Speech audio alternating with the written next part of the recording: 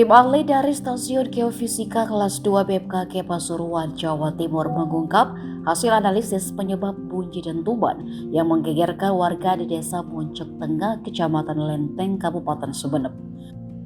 Data awal didapat dari alat pendeteksi getaran atau seismograf yang dipasang tim sejak Minggu, dan pada Senin alat tersebut dilepas karena tidak ditemukan getaran atau bunyi apapun di lokasi.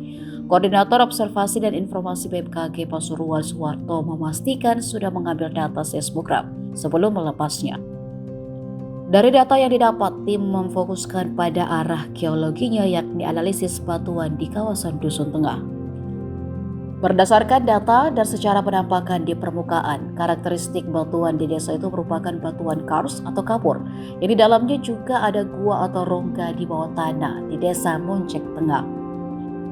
Jika mengacu pada analisis awal, Suwarto mengatakan dugaan penyebab dentuman misterius itu berasal dari adanya material yang saling berbenturan di dalam rongga tersebut.